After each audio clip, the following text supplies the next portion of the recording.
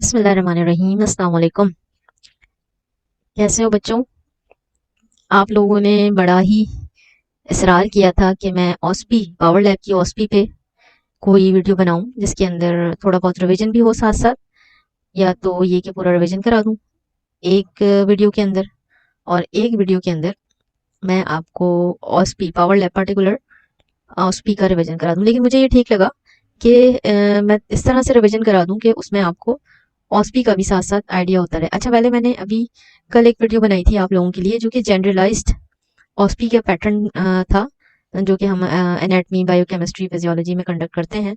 लेकिन चूंकि मेरी जो स्पेशलिटी है वो पावर लैब है, तो उसके उसके अकॉर्डिंग जो ऑस्पी बनती है वो थोड़ी मुश्किल होती है as compare to other experiments. इसको कंसिडर किया जाता है, टीचर्स भी ऐसा ही समझते हैं और स्टूडेंट्स भी। ठीक है, तो इसलिए मैंने सोचा कि आपके 11th आवर के लिए एक ऐसी वीडियो हो जो कि रिफ्रेशिंग सी हो, और आपका जो पावर लैब आपने पढ़ी है उसका थोड़ा सा रिवीजन भी हो जाए और ऑस्पी की तैयारी भी हो जाए। ठीक है, तो मैं आपको पहले से बता दूं कि ये वीडियो थोड़ी सी लंबी होने वाली है। बहुत रिलैक्स होकर इसको पूरा देखना। ठीक है, और मेरी एफर्ट्स के लिए मैं आपसे कहूँगी कि भाई चैनल्स को सब्सक्राइब भी कर दें, और मैं चाहूँगी कि आप कमेंट्स करके मुझे बताएं कि जो एफर्ट्स मैंने आप लोगों के लिए की है एग्ज़ाम की तैयारी करवाने के लिए, ये आपको कैसी लगी। और दूसरी बात ये कि मुझे ज़रूर दुआ में याद रखिएगा, क्योंकि मैं भी आप ही की तरह की स्टूडेंट हूँ। बस फ़र्क इतना है कि आप अंडर ग्रेजुएट हैं और मैं पोस्ट ग्रेजुएट हूँ। ठीक है, डॉक्टरेट की स्टूडेंट हूँ और आप जो है डॉक्टर बनने वाले हैं। ठीक है, तो चलिए जी शुरू करते हैं। तो बिस्मिल्लाहिर्रहमानिर्रहीम। जो हमने पहला प्रैक्टिकल पढ़ा था वो था इंट्रोडक्शन टू पावर लैब। मैं ऐसा करती हूँ, इसको जूम कर देती हूँ थोड़ा सा, कहीं कहीं पे मुझे ज़रूरत पड़ी तो मैं बुक का भी सहारा ले लूंगी। तो वेरी क्विकली इसको आगे बढ़ेंगे, बहुत पूरा नहीं पढ़ाऊंगी लेकिन रिविजन होगा खाली। ठीक है, ठीक है जनाब। अच्छा, ये एक बात याद रखना, ये जो डिवाइस तुमको दिख रही है, तो जनाब जो पहला प्रैक्टिकल हमने किया था वो था इंट्रोडक्शन टू पावर लैब। ठीक है, पावर लैब जो डिवाइस है बेसिकली उसके अंदर हम डिफरेंट एसेसरीज लगा के डिफरेंट प्रैक्टिकल्स को परफॉर्म करते हैं। तो एग्जाम में सारे जो पावर लैब के एक्सपेरिमेंट्स हैं उसमें कुछ ना कुछ रिलेटेड पावर लैब से आता ही है। इट मीन्स के जो प्रैक्टिकल है ऑफ कोर्स वो तो चेंज होते रहेंगे लेकिन डिवाइस चेंज नहीं होगी। ठीक है, तो इसका मतलब ये कि जो मोस्ट इंपॉर्टेंट थिंग है जो आपको मेमोराइज रखनी है कि जो हार्डवेयर है वो कौन सी है, पावर लैब है। ठीक है, इसको हम थोड़ा सा आगे चल के देखते हैं। इसको बड़ा कर लेती हूँ, तो इसमें से जो चीज़ें एग्जाम पॉइंट ऑफ व्यू से है मैं उसको ऊपर थोड़ा सा फोकस करूंगी, बाकी आगे बढ़ती जाऊंगी। ये तो मेरा लेक्चर था, तो ये मैंने आपको पढ़ा दिया था। ठीक है, तो हम ऑब्जेक्टिव्स को भी नहीं देख रहे, इसको भी नहीं देख रहे। काइमोग्राफ पहले इस्तेमाल होता था। थोड़ा आगे बढ़ते हैं। अच्छा, यहाँ पे इस पिक्चर के अंदर आपको बहुत सारी इन्फॉर्मेशन मिलेगी। ठीक है, तो गौर से सुनो, जो मैं बता रही हूँ ये एग्जाम के पॉइंट ऑफ व्यू से बहुत बहुत इंपॉर्टेंट है। इंट्रोडक्शन टू पावर लैब की जो ये प्रेजेंटेशन है, ये मैंने क्लास में भी पहले बताया था कि ये क्यों इंपॉर्टेंट है। फर्ज करो कि ये सिर्फ एक पिक्चर है ना, इसके अंदर बहुत सारी इन्फॉर्मेशन, जैसे कि ये जो डिवाइस आपको दिख रही है ये क्या डिवाइस है, इसको कहते हैं पावर लैब। इसको इसकी तो शक्ल तुम याद कर लो बिल्कुल। ठीक है, ये पावर लैब डिवाइस है। ठीक है, अच्छा ये जो हमारा सेटअप लगा हुआ है ये हमारा है स्पायरोमीट्री का। ठीक है, तो अब आपको पता होना चाहिए कि जनरल सेटिंग के अंदर हॉस्पिटल्स में जो हम स्पायरोमीट्री परफॉर्म करते हैं, स्पायरोमीट्री का मतलब होता है to measure the lung volumes and lung capacities. ठीक है, तो हम नॉर्मल हॉस्पिटल सेटिंग में हमारे पास एक और डिवाइस होती है जिसे हम वाइटाइलोग्राफ कहते हैं, मोस्टली वो इस्तेमाल किया जाता है। ठीक है, इसके अलावा और भी मेथड्स होते हैं जिनके जरिए से स्पायरोमेट्री परफॉर्म की जाती है, वो आगे शायद आएगा तो मैं बता दूंगी। लेकिन इस डिवाइस को देखते ही समझ जाना, क्योंकि इसके आगे माउथ पीस लगा हुआ है। ठीक है, और ये पूरी ट्यूबिंग सिस्टम जो है इसका मतलब ये है कि आपने इसमें से सांस को मूव करवाना है, यानी कि सांस लेना भी है और एक्सहेल भी करना है और इनहेल भी करना है, जब भी तो हम लंग वॉल्यूम्स को मेजर कर पाएंगे। ठीक है, तो इस पिक्चर से हमें क्या क्या इन्फॉर्मेशन है, क्या क्वेश्चंस बन सकते हैं इस पिक्चर, अगर ये पिक्चर लगी भी हो तो इससे मोस्ट प्रोबेबली क्या क्वेश्चन बन सकता है कि भाई ये क्या चीज है, इसको मार्क कर सकते हैं, this is the power lab. ठीक है, ये पूरा जो यहाँ माउथ पीस से लेकर ये फ्लो हेड तक का जो पार्ट है इसको कहते हैं नीमोटेकोमीटर। नीमोटेकोमीटर, ये आपके प्रैक्टिकल जर्नल के अंदर लिखा हुआ है। ठीक है। तो मैं कहूंगी कि इस वाले सेटअप की पिक्चर को, हर सेटअप की पिक्चर को जर्नल से जरूर एक दफा देख लेना, क्योंकि कभी कभार वो पिक्चर्स यहाँ पे मल्टीमीडिया पे हम लगाने में मुश्किल होती है, तो हम ऐसी पिक्चर्स लगाते हैं जो डिस्प्ले आसानी से हो जाए। ठीक है, तो इसकी पिक्चर में मुझे अच्छी तरह से याद है कि ये पूरा सेटअप लगा है और इसको शायद मैंने मार्क कर दिया नीमोटैकोमीटर। तो ये जो पूरा पार्ट है ट्यूबिंग सिस्टम, इसको हम नीमोटैकोमीटर कहते हैं। लेकिन बेसिकली जो डिवाइस है जिसमें हम स्पायरोमेट्री परफॉर्म करते हैं अपनी लैब में, याद रखना ये पूछा जाता है कि आपने अपनी लैब में क्या इस्तेमाल किया है। जनरली तो वाइटलोग्राफ इस्तेमाल होता है, डिफरेंट किस्म के स्पायरोमीटर इस्तेमाल किए जाते हैं। ठीक है, तो आपने क्या यूज किया, आपने पावर लैब के जरिए स्पायरोमेट्री को परफॉर्म किया है। इसके साथ में एक डब्बा नुमा एक चीज लगी हुई है। अच्छा, इसमें देखो कि जब ये पूरी पिक्चर आती है तो समझ जाना, जब स्पायरोमीटर का सेटअप देख के पहचान जाओगे। ठीक है, स्पायरोमीटर का सेटअप के साथ में एक डब्बा नुमा चीज होती है, इसको हम कहते हैं स्पायरोमीटर पॉड। स्पायरोमीटर पॉड जो है वो बेसिकली क्यों इस्तेमाल की जाती है, स्पायरोमीटर पॉड हो गया या ब्रिज पॉड हो गया, ब्रिज पॉड हम एनिमल के एक्सपेरिमेंट्स में इस्तेमाल करते हैं, और स्पायरोमीटर पॉड जो है वो ह्यूमंस के लंग वॉल्यूम्स कैपेसिटीज का जब करते हैं तो उस वक्त इस्तेमाल करते हैं। तो ये जो स्पायरोमीटर का प्रैक्टिकल है इसमें हमने क्या लगाया है, स्पायरोमीटर पॉड लगाई होती है। स्पायरोमीटर पॉड क्या करती है, ये बेस लाइन को सेट करती है 0 पोजीशन पे, ताकि जब आप एक्सपेरिमेंट स्टार्ट करें तो जो एक्चुअल वैल्यू है वो वहां से स्टार्ट हो। ठीक है, बेस लाइन बनाने के काम आती है। ठीक है, ये तो हम बेसिक इन्फॉर्मेशन मिल गई, आगे बढ़ते हैं। अच्छा, पावर लैब क्या है, power lab data acquisition system है। इसका मतलब है डेटा को एक्वायर करने का एक सिस्टम है, जिस भी किस्म का डेटा हो। अभी वो आपको पता है कि अच्छा, आपसे एग्जाम में पूछा जाता है कि भाई क्या एप्लीकेशन है पावर लैब की, मतलब एप्लीकेशन का मतलब होता है कहाँ कहाँ यूज कर सकते हैं। ठीक है, क्या सिग्निफिकेंस है, सिग्निफिकेंस कभी में भी इसी में आएगा, क्या इंपॉर्टेंस है, हर चीज का आंसर ये होगा भाई आप बता देंगे कि हम इसमें कौन कौन से प्रैक्टिकल परफॉर्म कर सकते हैं, इसको हम रिसर्च में भी इस्तेमाल कर सकते हैं। ठीक है, आगे बढ़ते हैं। पावर लैब क्या है, power lab is basically hardware, ठीक है, जो कि डिफरेंट सॉफ्टवेयर के साथ मिलकर काम करती है। कौन कौन से सॉफ्टवेयर हैं जिन पे पावर लैब काम करती है, लैब ट्यूटर है, जो कि हमारे सारे एक्सपेरिमेंट्स हमने किस पे किए होते हैं, लैब ट्यूटर पे। ये बहुत बहुत इंपॉर्टेंट क्वेश्चन है, पता है, ये हर साल एग्जाम में जरूर आता है कि आपके पास जो एक्सपेरिमेंट परफॉर्म करने के लिए डिवाइस है उसका नाम क्या है, और जो सॉफ्टवेयर आप यूज करते हैं उनके नाम बताएं। ठीक है, तो आपके पास बेसिकली ये 3 सॉफ्टवेयर हैं, लैब ट्यूटर, लैब चार्ट और स्कोप। लेकिन आप particularly for the student purpose हम कौन सा यूज करते हैं, हम लैब ट्यूटर यूज करते हैं। सारे एक्सपेरिमेंट्स में जो सॉफ्टवेयर हमने यूज किया है वो क्या है, लैब ट्यूटर है। याद रखना, लैब चार्ट नहीं करते। लैब चार्ट जो है वो किसके लिए होता है, रिसर्च के स्टूडेंट्स के लिए होता है, और हम लोग क्या यूज करते हैं, हम लैब ट्यूटर यूज करते हैं। तो this is again very important slide with respect to OSPE exam. ठीक है, ये चीजें नोट कर लो, बल्कि इस वीडियो को अगर तुम 2 दफा देख लोगे तो मेरे ख्याल में यहीं से तैयारी अच्छी खासी हो जाएगी। आगे बढ़ते हैं।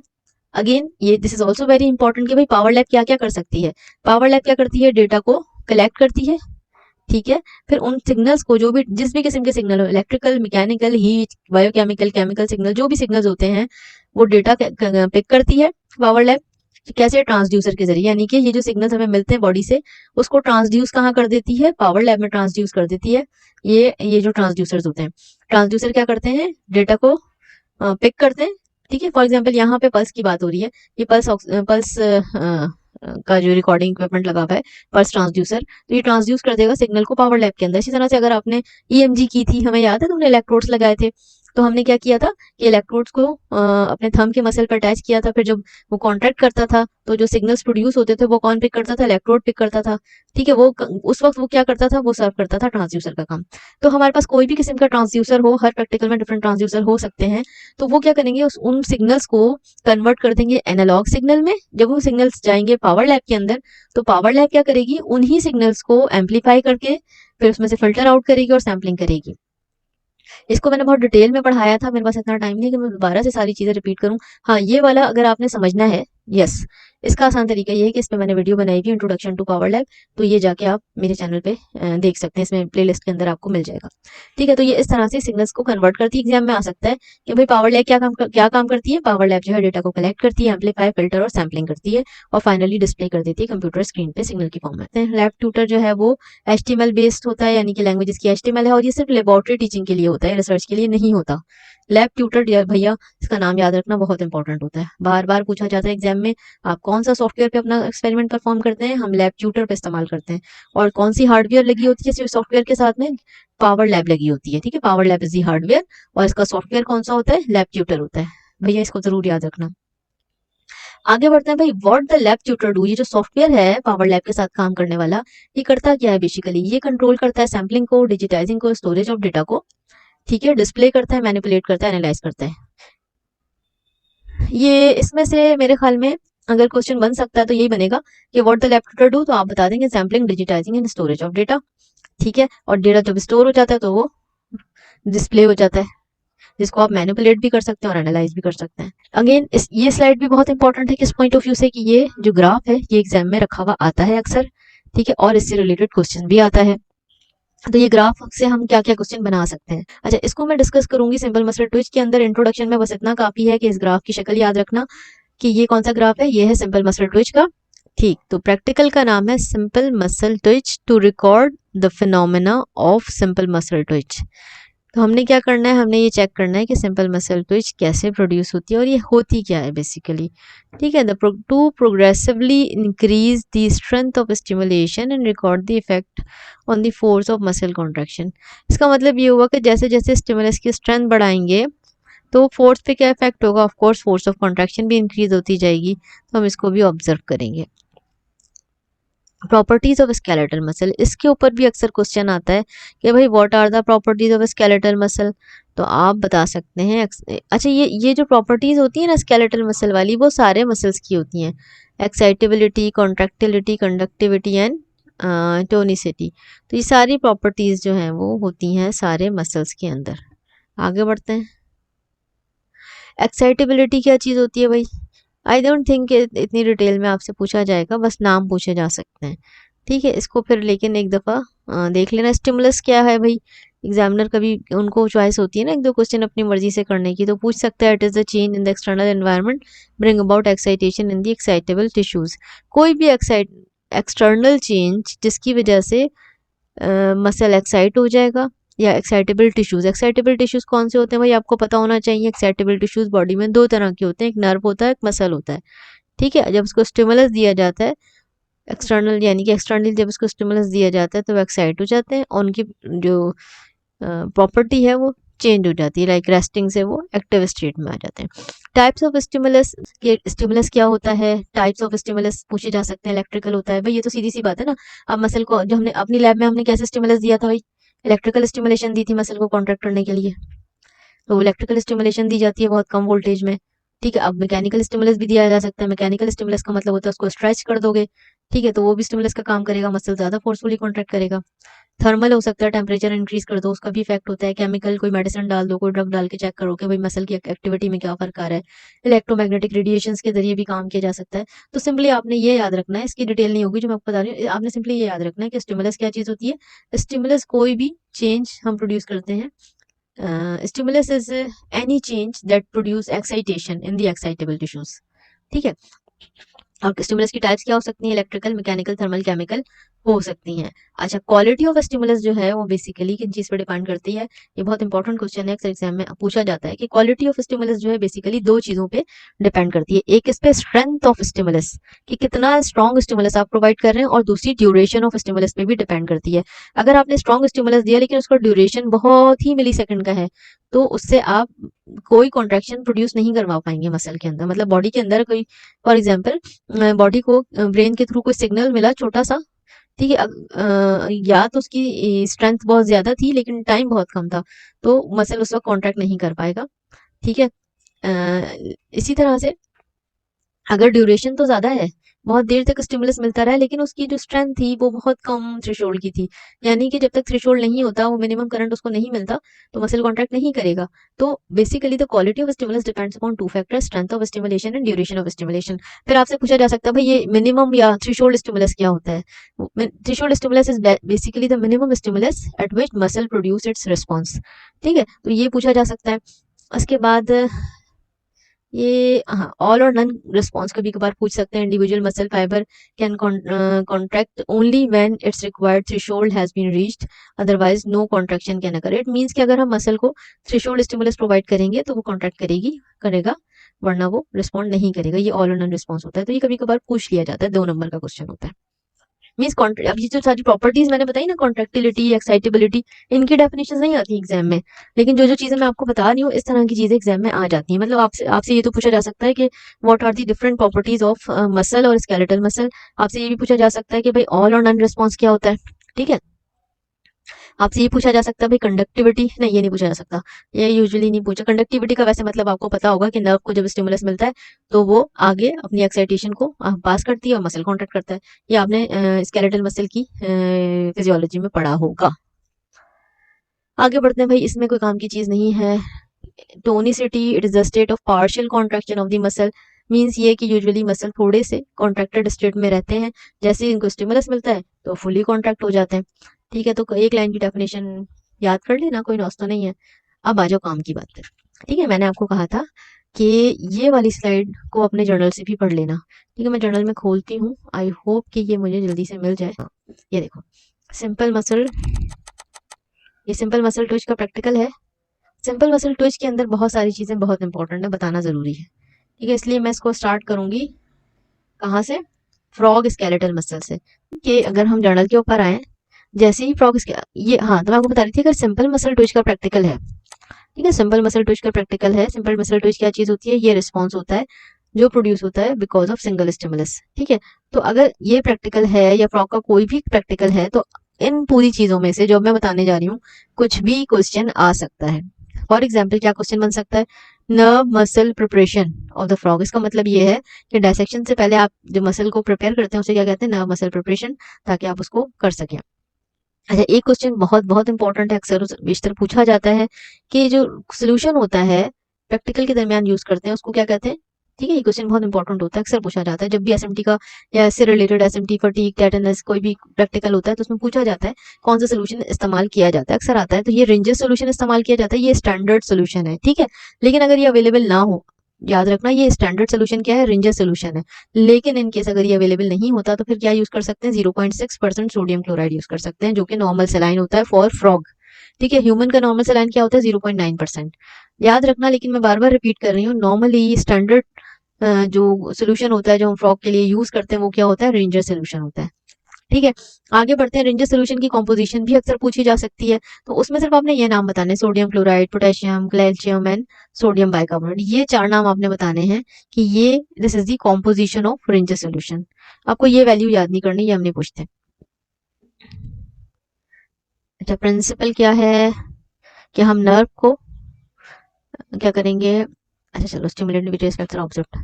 The principle of the experiment is to obtain the separate independent muscle along with nerve supply so that we can be stimulated and theory. आगे बढ़ते हैं, मैं टाइम थोड़ा बचाने की कोशिश करूंगी। हमसे ये पूछा जा सकता है जब आप नर्व मसल प्रिपरेशन बनाते हैं तो आपने कौन सा नर्व यूज करना है, कौन सा मसल यूज करना है, तो याद रखिएगा गैसेसनीमियस मसल होता है और शिएटिक नर्व होती है। गैसेसनीमियस मसल होता है और शिएटिक नर्व होती है। मतलब आपसे पूछा जा सकता है भाई किस मसल के ऊपर आपने एक्सपेरिमेंट परफॉर्म किया था, तो आप बता दीजिएगा कि हमने इस पे किया था। अच्छा, आगे बढ़ते हैं, यहाँ पे थोड़ा सा दिखा दूं कि अभी कभार एग्जाम में पूछा जा सकता है कि सिंपल मसल जो ट्विच है जो आप उसकी रिकॉर्डिंग करते हैं फ्रॉम द फ्रॉग गैस्ट्रोस्नेमियस मसल, तो उसके कितने फेजेस होते हैं। ठीक है, आपको पता होना चाहिए कि इसके 3 फेजेस होते हैं। मैं तस्वीर से दिखा देती हूँ, 3 फेजेस होते हैं। एक होता है लेटेंट पीरियड, जिसके अंदर मसल रिमेन लेटेंट रहता है और प्रिपेयर करता है अपने आप को फॉर द कॉन्ट्रैक्शन। जब नर्व से स्टिमुलस आता है तो मसल क्या करता है, इस पूरे लेटेंट पीरियड में खामोशी से अपने आप को प्रिपेयर करता है, इसीलिए इसको लेटेंट कहते हैं, यानी कि सोया हुआ होता है ये। उसके बाद एक कॉन्ट्रैक्शन पीरियड होता है जो कि शोर शराबा करता है, ऊपर जाने लगती है लाइन, फिर जब वो खत्म हो जाता है उसका शोर शराबा तो वो रिलैक्स हो जाता है। तो latent period, contraction period and relaxation period. अब कभी ये भी पूछा जा सकता है कि लेटेंट पीरियड मैंने बता दिया क्या चीज होती है, इसके अंदर कॉन्ट्रैक्शन नहीं होती, इसके अंदर मसल प्रिपेयर करता है अपने आप को और कोई टेंशन डेवलप नहीं होती। ठीक है, इसका ड्यूरेशन होता है 2 मिली सेकेंड डिले, यानी कि डिले इसलिए कह रहे हैं इसको क्योंकि यहाँ पे कॉन्ट्रैक्शन हमने स्टिमुलस तो दे दिया था इस जगह पे, लेकिन ये 2 मिली सेकेंड के डिले के बाद ये कॉन्ट्रैक्ट होना शुरू हो जाएगा, इस वजह से इसको डिले कहेंगे। लेकिन इसका ड्यूरेशन अगर पूछा जाए तो 2 मिली सेकेंड होता है। ठीक है, इसी तरह से कॉन्ट्रैक्शन फेज की बात की जाए तो फास्ट ट्विच फाइबर्स के अंदर 10 मिली सेकेंड होता है, स्लो ट्विच फाइबर के अंदर 100 मिली सेकेंड होता है। और रिलैक्सेशन फेज की अगर हम बात करें तो loss of tension return to the resting length. अच्छा, ये सारी रेस्टिंग फेज, रिलैक्सेशन फेज क्या होता है, कॉन्ट्रैक्शन फेज क्या होता है, ये तो शायद ना पूछा जाए, लेकिन हाँ लेटेंट पीरियड के बारे में अक्सर पूछा जाता है और इसका ड्यूरेशन भी पूछा जाता है। ठीक है, कॉन्ट्रैक्शन फेज में आप याद रखें फास्ट ट्विच फाइबर जो होते हैं उनका कॉन्ट्रैक्शन पीरियड कम होता है फास्ट ट्विच फाइबर का, क्योंकि वो जल्दी से कॉन्ट्रैक्ट करते हैं और जल्दी से रिलैक्स हो जाते हैं। जबकि स्लो ट्विच फाइबर्स का जो है वो कॉन्ट्रैक्शन टाइम ज्यादा होता है बिकॉज वो स्लो स्लो स्लो कॉन्ट्रैक्ट करते हैं और फिर रिलैक्स आहिस्ता आहिस्ता करते हैं। ठीक हो गया, आगे बढ़ते हैं। तस्वीर देख के आपको पता हो जाना चाहिए कि ये फौरन से क्या है, सिंपल मसल ट्विच है। इसके सिर्फ 3 फेजेस हैं, लेटेंट पीरियड, कॉन्ट्रैक्शन, रिलैक्सेशन। तो इस अगर ये पिक्चर रखी हुई हो तो आपने पहचान जाना है कि this picture is related to recording of simple muscle twitch. ये क्या है, सिंपल मसल ट्विच है। आगे बढ़ते हैं। मेरी university, I miss my university in China, what a beautiful university. Anyways आगे बढ़ते हैं, हम कहाँ पहुंचे, हाँ अच्छा जी, सिंपल मसल ट्विच यहाँ पे हमने फिनिश किया। इससे रिलेटेड और क्वेश्चंस क्या आ सकते हैं, इससे पहले कि मैं आगे बढ़ूँ मैं आपको साथ साथ इसको फिनिश कराती जाऊँ। अच्छा आगे आ जाओ भाई, ये बहुत इंपॉर्टेंट है, ये आपको जर्नल से पढ़ना पड़ेगा। ये जर्नल खोला हुआ है मैंने अपने पास, ये आपको जर्नल से पढ़ना पड़ेगा। भाई पूछा जाता है भाई पिथिंग क्या होता है, ठीक है। तो make the frog unconscious by using the following breathing procedure. Breathing क्या होता है, ब्रीथिंग हमने इंसर्ट करते हैं निडल को, ठीक है। अगर आसान अल्फाज में अपने वर्डिंग में भी बता सकते हैं, जरूरी नहीं है कि रट्टा लगाया जाए। आप बता दें कि पिथिंग जो है वो pithing is a procedure to make the frog unconscious by damaging its brain और स्पाइनल कॉर्ड। या तो हम ब्रेन को डैमेज कर देंगे या स्पाइनल कॉर्ड को कर देंगे, ठीक हो गया। इसको मैं मैं नहीं पढ़ सकती बल्कि टाइम वेस्ट हो जाएगा। आप लोग जर्नल पे पढ़ लेना, ये इंपॉर्टेंट है, ठीक है। पिथिंग के बारे में पूछा जाता है, पिथिंग क्या होता है। पिथिंग दो तरह की होती है, सिंगल पिथिंग होती है और डबल पिथिंग होती है। सिंगल पिथिंग के अंदर सिर्फ ब्रेन को डैमेज किया जाता है, ठीक है। और डबल पिथिंग के अंदर ब्रेन स्पाइनल कॉर्ड दोनों को डैमेज कर दिया जाता है, तो ब्रेन डेथ हो जाती है। I mean the frog become unconscious. Component क्या हो सकते हैं नर्व मसल प्रिपरेशन के, यानी कि नर्व मसल प्रिपरेशन जो हमने यानी कि तैयारी की होती है ना, मसल को डायसेक्ट करते हैं तो हमें बस क्या क्या चीजें होनी चाहिए। तो जो हमारा डायसेक्शन हुआ हुआ मसल है उसके साथ एक टेंडन लगा होता है जिसे हम कहते हैं एचिलस टेंडन, ठीक। शीटिक नर्व होती है, ठीक है। नी जॉइंट भी लगा हुआ होता है, साथ में गैस्ट्रोस्नेमियस मसल होता है और छोटा सा पोर्शन हम ले सकते हैं वर्टेब्राई का। लेकिन बेसिकली जो नर्व मसल प्रिपरेशन है उसमें मेजर पार्ट गैस्ट्रोस्नेमियस मसल होता है और शीटिक नर्व होता है। आगे बढ़ते हैं भाई। Setup for all experiments of the frog is very important, ठीक है। ये आपने, मैं इसलिए बता रही हूँ कि ये सारे सारे एक्सपेरिमेंट्स को कवर कर देगा। अच्छा सेटअप की तस्वीर आती है, ये सब नहीं पूछा जाता ये क्या है क्यों है। हाँ ये आपको बेसिक लेबलिंग याद होनी चाहिए कि पावर लैब है, ब्रिज पॉड है, ब्रिज पॉड का काम में आगे लिखा हुआ है, मैंने बताया भी था, उसको पढ़ लेना। इसके ऊपर क्वेश्चन आता है, देखो ये इस फोर्स ट्रांसड्यूसर पे भी क्वेश्चन आता है, पावर लैब पे भी आता है। पावर लैब क्या है, पावर लैब डिवाइस यूज करते हैं इस एक्सपेरिमेंट में, इस तरह का कोई क्वेश्चन हो सकता है, इसका सॉफ्टवेयर पूछा जा सकता है। ब्रिज पॉड क्या है भाई, ब्रिज पॉड जो है वो बेस लाइन को जीरो करने के लिए इस्तेमाल किया जाता है। फोर्स ट्रांसड्यूसर क्या है भाई, फोर्स जो है पिक करता है और फिर ट्रांसफर कर देता है पावर लैब को ताकि डिस्प्ले हो जाए कंप्यूटर स्क्रीन पर।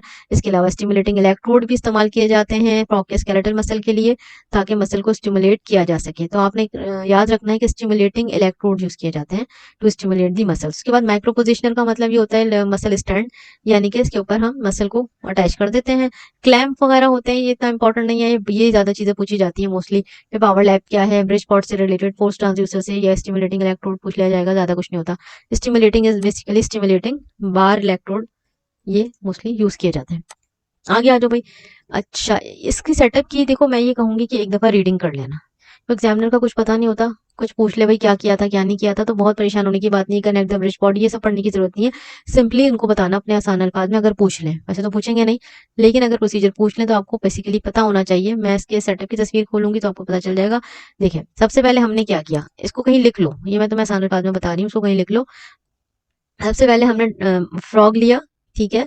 उसको अनकॉन्शियस करने के लिए उस ऑक्सीपिटल में एक बात ग्रूव था, ऑक्सीपिटल ग्रूव, हाँ ये था ना ऑक्सीपिटल वर्टिब्रल ग्रूव कहलाती है ये, इसके अंदर हमने इंसर्ट किया था निडल को। तो सबसे सिंपल अल्फाज में अगर मैं बात करूं तो हमने क्या किया था, फ्रॉग को अनकॉन्शियस करने के लिए पिथिंग परफॉर्म की थी। अगर वो पूछ ले भाई पिथिंग क्या होती है तो बता देना कि भाई निडल डाल के ब्रेन और स्पाइनल कॉर्ड को डैमेज करते हैं, उसे पिथिंग कहते हैं, ठीक है। तो हमने सबसे पहले पिथिंग परफॉर्म की थी, उसके बाद उसमें से डायसेक्ट आउट कर दिया था मसल को। कौन सा मसल डायसेक्ट आउट किया था, गैस्ट्रोस्नेमियस मसल डायसेक्ट आउट कर लिया था।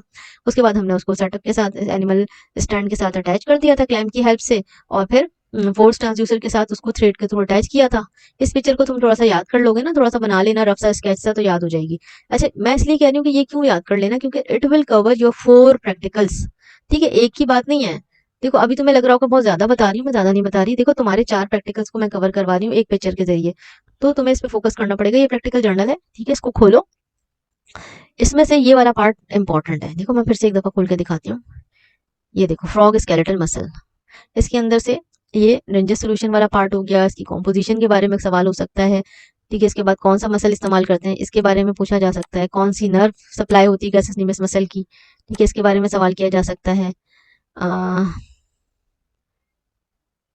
उन्होंने कहा इसके अलावा और कौन कौन से मसल्स हैं जिनका हम ले सकते हैं, तो हाइपोग्लॉसस है और उसके साथ हाइपोग्लॉसस नर्व है, सार्टोरियस है विद फीमोरल नर्व है। तो ये चीजें हम कर सकते हैं, लेकिन हम फिलहाल इनको यूज करते हैं। आगे बढ़ते हैं। इसमें से और क्या है भाई, ब्रीथिंग के बारे में सवाल अक्सर आता है, ठीक है। मैं इसको सॉरी इसको मैं हाईलाइट कर देती हूँ।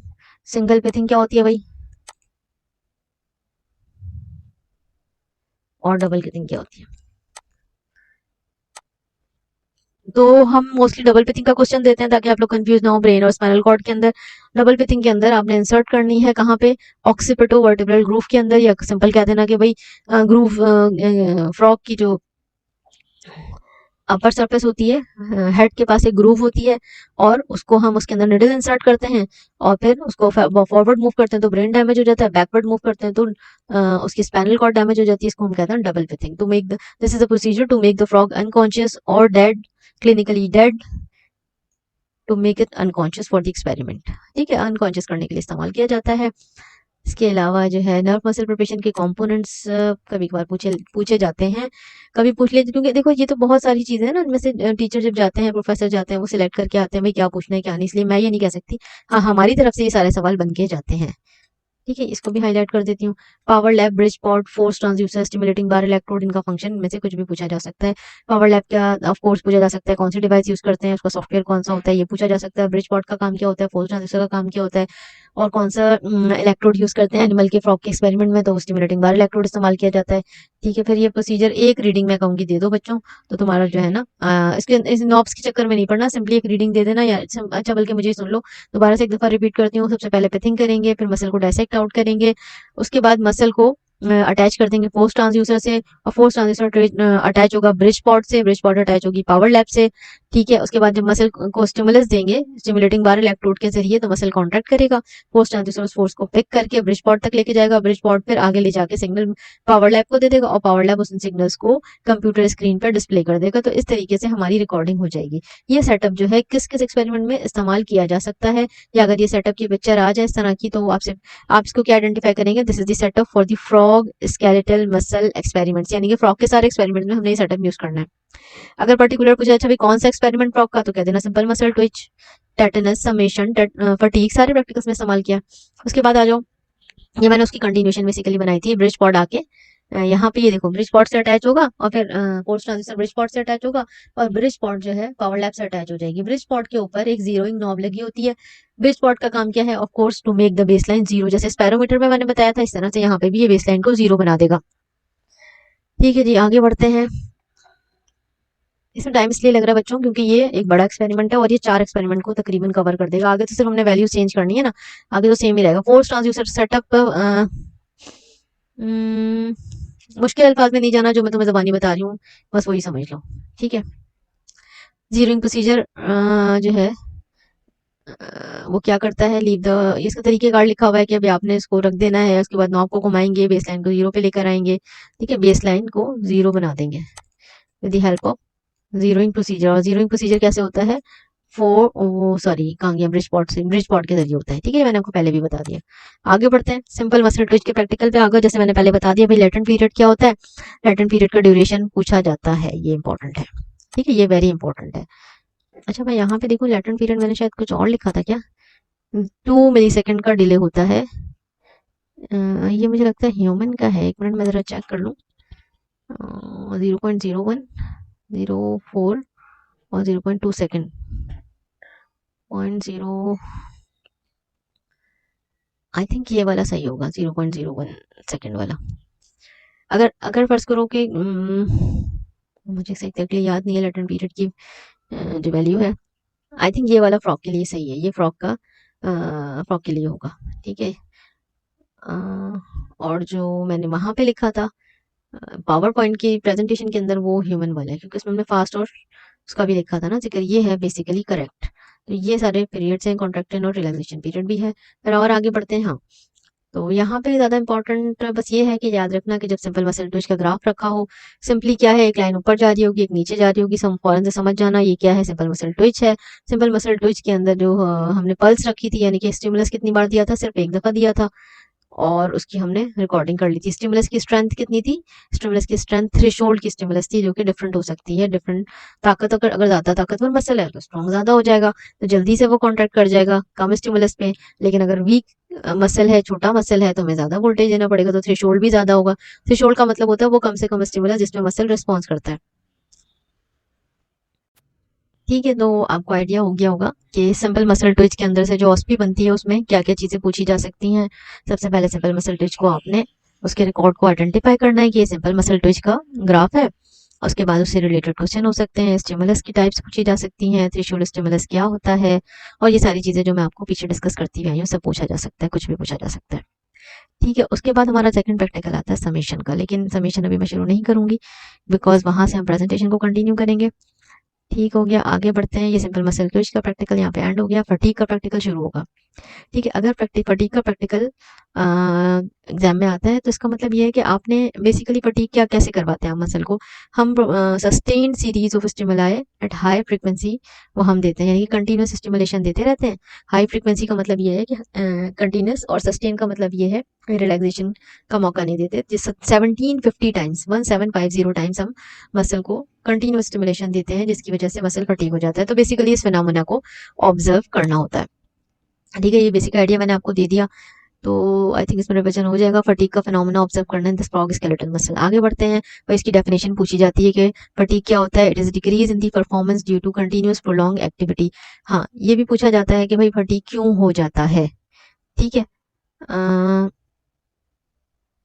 डेफिनेशन आ सकती है, टाइप्स पूछी जा सकती है, ट्रांसमिशन फटीग और इनडायरेक्ट फटीग। इसका मतलब ये है कि जिस वक्त ट्रांसमिशन होती है नर्व से मसल तक, उस वक्त वहां पे कोई प्रॉब्लम आ जाती है जिसकी वजह से मसल फटीग हो जाता है। इसको हम कहते हैं इनडायरेक्ट फटीग, यानी कि मसल तो फटीग नहीं हुआ लेकिन जो ट्रांसमिशन थी वो हिंडर हो गई, यानी कि एसिटाइलकोलिन की डिप्लेशन हो सकती है।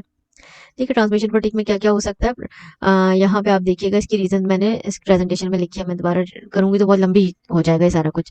ठीक है, तो ट्रांसमिशन फटीग, इनडायरेक्ट फटीग क्या होता है, इसकी पूछा जा सकता है, अक्सर एग्जाम में आता है कि कभी कभार सिर्फ ये पूछा जा सकता है 2 नंबर में कि about are different types of fatigue, तो आप कह देंगे ट्रांसमिशन फटीग, कॉन्ट्रैक्शन फटीग, या फिर पूरा भी बता सकते हैं transmission and direct fatigue and contraction जो है वो डायरेक्ट फटीग, यानी कि अगर मसल कॉन्ट्रैक्ट करते करते फटीग हो जाएगा तो उसे हम डायरेक्ट फटीग कहेंगे या कॉन्ट्रैक्शन फटीग कहेंगे, और ट्रांसमिशन के लेवल पर प्रॉब्लम आएगी तो हम उसे कहेंगे इनडायरेक्ट फटीग। ये मैंने बता तो दिया, बाकी यहाँ से एक दफा रीड कर लेना। ठीक है, अच्छा, और आगे बढ़ते हैं। यहाँ पे हमने क्या कहा कि क्या रीजन हो सकती है ना फटीग की, तो फटीग की रीजन में लैक्टिक एसिड की एक्यूमुलेशन हो सकती है। ये आप स्लाइड खुद पढ़ लीजिएगा इसको, ताकि जो है आपका रिविजन हो जाए। तो इससे रिलेटेड क्वेश्चन आ जाते हैं। ठीक है जनाब, आगे बढ़ते हैं। ये ग्राफ है, इस ग्राफ, वैसे ये ग्राफ नहीं आता एग्जाम में, लेकिन जस्ट फॉर इन्फॉर्मेशन आपको पता होना चाहिए। मैंने बताया था कि बेनिफिशियल इफेक्ट होता क्या है बेसिकली, ये मैंने शायद आगे डिस्कस किया हो। 1 मिनट मैं जरा देख लूँ पहले, अगर नहीं है तो फिर मैं बता दूंगी। अच्छा जनाब, देखिए बेसिकली होता क्या है कि इनिशियली जब मसल को स्टिमुलस देते हैं, ये नॉर्मल है। ठीक है, fatigue phenomena started at this point. सबसे पहले क्या हुआ, स्टार्टिंग में आपने स्टिमुलस दिया तो ये वाला जो पार्ट है ना, ये वाला इतनी ऊंची ऊंची कॉन्ट्रैक्शन प्रोड्यूस की थी इसने। उसके बाद जब कंटिन्यूस स्टिमुलेशन के बाद इसकी मसल फटीग होना शुरू होगा, तो अब जब हमें पीक्स मिलेंगी वो छोटी मिलेंगी, उसकी हाइट कम होगी, फिर आहिस्ता आहिस्ता आहिस्ता यहाँ पे आके मसल फटीग हो जाएगा, लेकिन जीरो लेवल तक नहीं जाएगा, बिकॉज जीरो लेवल जाने के लिए जरूरी है कि उसके पास एटीपी हो। लेकिन जब मसल फटीग हो जाएगा तो उसके पास एटीपी नहीं होगा, तो वो जीरो लेवल पर नहीं जाएगा, बल्कि जीरो से थोड़े ऊपर वो रुक जाएगा। इसको कहेंगे मसल फटीग सेट। आगे बढ़ते हैं, और बेनिफिशियल इफेक्ट क्या था। बेनिफिशियल इफेक्ट आप देखिए, पहली वेव से दूसरी बड़ी है, दूसरी से तीसरी बड़ी है। ये इस वजह से होता है क्योंकि because of extra amount of calcium that is accumulated. ठीक है, और फिर वो पहले पहले वाली वेव की वजह से जो कैल्शियम की एंट्री हुई थी, वो इससे पहले कि वो वापस जाती टीटीब्यूस में या सार्कोप्लाज्मिक रेटिकुलम में, तो वहां पे एक और दफा स्टिमुलस मिलता है और कैल्शियम आ जाता है, तो इसी वजह से जो सेकंड वेव प्रोड्यूस होती है उसकी हाइट इंक्रीज होती है। इसको कहते हैं बेनिफिशियल इफेक्ट। ठीक है, the height of the second wave is in more than the first wave because of the extra amount of calcium that is already present. ये मैंने बहुत डिटेल में आप लोगों को पढ़ाया है, मे बी जर्नल में भी इसका कुछ जिक्र हो, अभी एक नजर उसको भी देख लेंगे। फटीग के क्या क्या कॉजेज हो सकते हैं, तो जो जो आपको याद हो तो आप रिवाइज करेंगे तो वो आपके जहन में बैठ जाएंगे। ठीक है, बेसिकली तो पायरुविक एसिड है, लैक्टिक एसिड है। अच्छा, कभी कभार ये हो सकता है, इस तरह का क्वेश्चन भी आपसे पूछा जा सकता है कि भाई क्या फटीग का कॉज नहीं है, ठीक है, which of the following is not the cause of the fatigue. तो आप पता चले कि आप समझेंगे कॉज पूछ रहे हैं, तो हम कभी इस तरह भी पूछ लेते हैं कि क्या फटीग का कॉज नहीं है इनमें से, बाकी तो है। ठीक है, इस तरह का हो सकता है। अच्छा, साइट ऑफ फटीग क्या हो सकता है? साइट ऑफ फटीग में न्यूरोमस्कुलर जंक्शन भी हो सकता है और मसल इटसेल्फ खुद भी फटीग हो सकता है, इसको हम कहते हैं डायरेक्ट। रिक्वायरमेंट तो सेम है, सिंपल मसल ट्विच वाली। अरे वाह, ये तो मजा आ गया, हमें पढ़ना ही नहीं पड़ेगा दोबारा से। एक प्रैक्टिकल पीछे पड़ा, इसकी पूरी तैयारी हो गई। Range solution, power lab, force transducer, bridge pot, सब कुछ आ गया भाई। आगे बढ़ते हैं।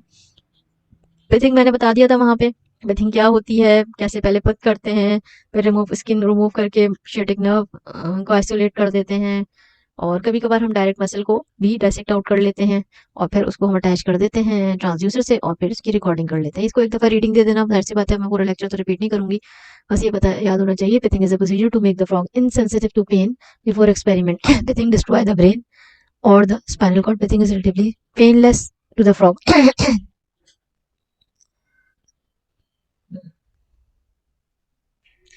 ठीक है, ये इतना लंबा प्रोसीजर नहीं पूछा जाता कि आपने इस तरह पकड़ना है, यूं करना है, यूं करना है। जो पीछे वाले सिंपल मसल ट्विस्ट में मैंने आपको पिथिंग का प्रोसीजर बताया था ना, क्रेनियल वॉल्ट के अंदर आपने नीडल को इंसर्ट करके मूव करना है और फिर डिस्ट्रॉय करना है ब्रेन और स्पाइनल कॉर्ड को, ये पिथिंग होती है। ठीक हो गया, इसके अंदर मैंने थोड़ा डिटेल में बता दिया था, शायद ये पर्टिकुलर प्रैक्टिकल छोटा सा होता है ना, इसलिए मैंने इसके अंदर ऐड कर दिया था। आगे बढ़ते हैं, ये भी सब हो चुका। वही ब्रिज पॉड है, ब्रिज पॉड का 0 इन नॉब है, 0 बेस लाइन बनाई जाती है। ठीक है, पावर लैब डिवाइस है, सॉफ्टवेयर जो है वो हमारे पास क्या है, लैब ट्यूटर, ये जरूर याद रखना। ठीक है, एक्सपेरिमेंटल सेटअप भी पूरा सेम टू सेम है। मसल को फोर्स ट्रांसड्यूसर से अटैच करेंगे, फोर्स ट्रांसड्यूसर को ब्रिज पॉड से अटैच करेंगे, ब्रिज पॉड जो है वो पावर लैब से अटैच होगी और कंप्यूटर स्क्रीन पर डिस्प्ले कर देगी। ये हमने लगा लिया स्केलेटल मसल का सेटअप। ठीक है, सेटअप के बाद आपके पास आ जाएगा procedure for simple muscle Twitch. उसके अंदर हमने सिंपली क्या किया था, यहाँ से देख लेंगे, एक पल्स रखी थी, स्टिमुलस एक दफा दिया था और जो वोल्टेज था सुप्रा मैक्सिमम स्टिमुलस दिया था। ठीक है, यानी कि थ्रेशोल्ड स्टिमुलस हमने इसको दिया, उसके ऊपर ये ट्विच प्रोड्यूस हो गए।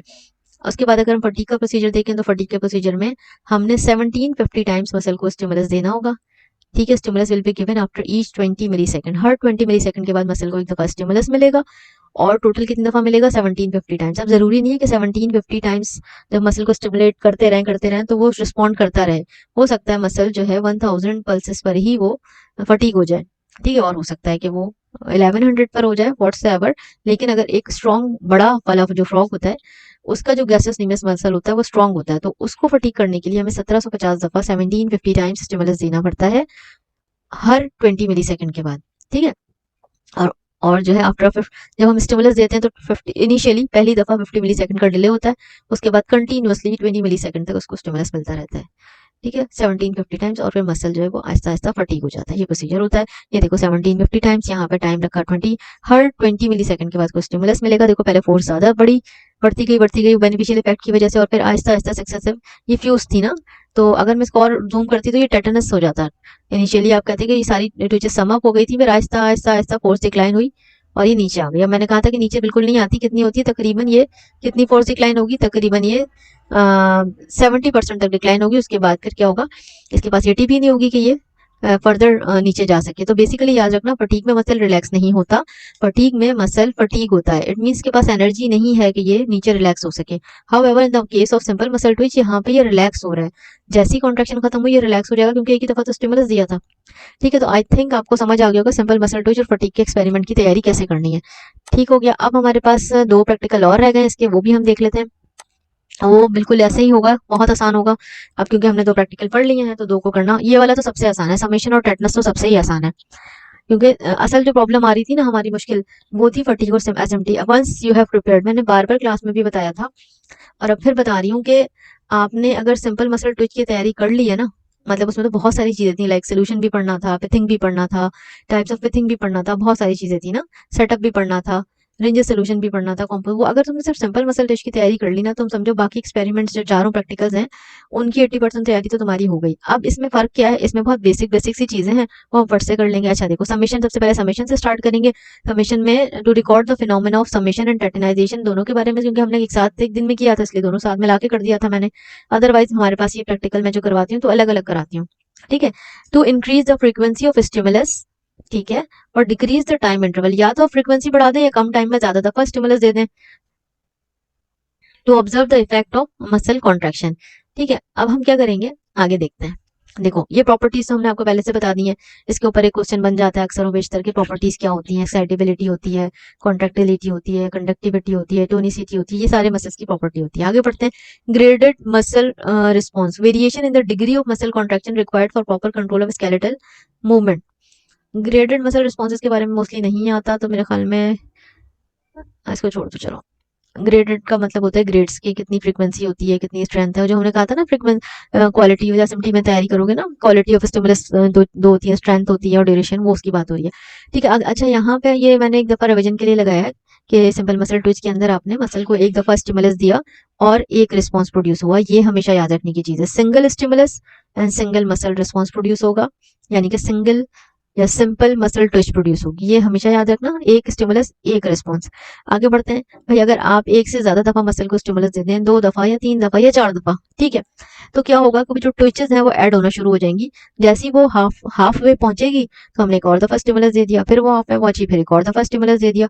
तो क्या होगा, हर दफा उसे बेनिफिशियल इफेक्ट मिलता जाएगा, उसकी हाइट बढ़ती जाएगी, लेकिन वो ट्विचेस सम अप हो जाएंगी। ठीक है। अभी अगर वो सेपरेट ट्विचेस बने जैसे पीछे बनी थी, ठीक है, तो क्या होगा कि उसको हम सिंपल मसल ट्विच कहेंगे, लेकिन यहाँ पे एडअप होती जा रही है, इसकी हाइट भी इंक्रीज होती जा रही है, तो हम इसके लिए 2 टर्म्स यूज कर सकते हैं।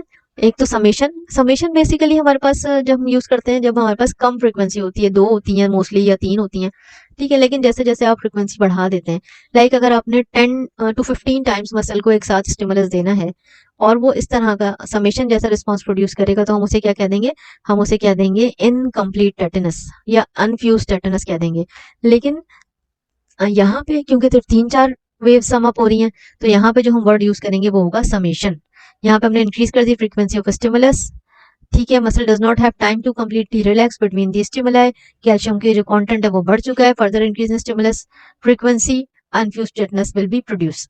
ठीक है। तो अच्छा एक और बात याद रखना कि समेशन, बच्चे कहते हैं भाई समेशन और टेटनस में क्या फर्क हुआ मैडम, तो देखो समेशन के लिए मैंने बात की है कि समेशन फ्यू ट्विचेस को सम अप करता है। ये जैसे ट्विच बनी हुई थी ना, अभी ट्विचेस जो है इसमें पूरा हमने रिलैक्सेशन टाइम दे दिया था, लेकिन अगर हाफ वे रिलैक्सेशन के अंदर, देखो मैं यहाँ पे लेकर आती हूँ, अगर इस पॉइंट के ऊपर तुमने एक और दफा, अभी यहाँ पे मसल कॉन्ट्रैक्ट और रिलैक्स हो ही रहा था, आपने एक और दफा स्टिमुलस दे दिया, तो अब क्या होगा, अब ये नीचे नहीं आएगा, अब कैसा होगा, अब ये ऊपर चला जाएगा। फिर ये रिलैक्स होकर नीचे आना ही चाहता था कि हमने इसके बीच में एक और दफा स्टिमुलस दे दिया, तो इसको बेनिफिशियल इफेक्ट भी मिलेगा और ये रिलैक्स नहीं हो पाएगा। तो फर्क ये है समेशन और टेटनस में कि समेशन में नंबर ऑफ फ्रीक्वेंसी कम होती है as compare to tetanus. Tetanus में तो बहुत हाई फ्रीक्वेंसी होती है जब जाके मसल टेटनाइज्ड होता है। ठीक है। अच्छा जी, response to change in stimulus frequency, ये वही है, स्टिमुलस फ्रीक्वेंसी आप चेंज करते जाएंगे तो रिस्पॉन्स चेंज होता जाएगा। अच्छा पीछे वाली पिक्चर में हमने देखा कि ये क्या चीज को इंडिकेट कर रहा था, ये समेशन को इंडिकेट कर रहा था, जिसमें 2 ट्विचेस जो है हाफ डन है, और इसको इनकम्प्लीट समेशन भी कह देते हैं अगर नंबर ऑफ ट्विचेस जो है वो ज्यादा हो।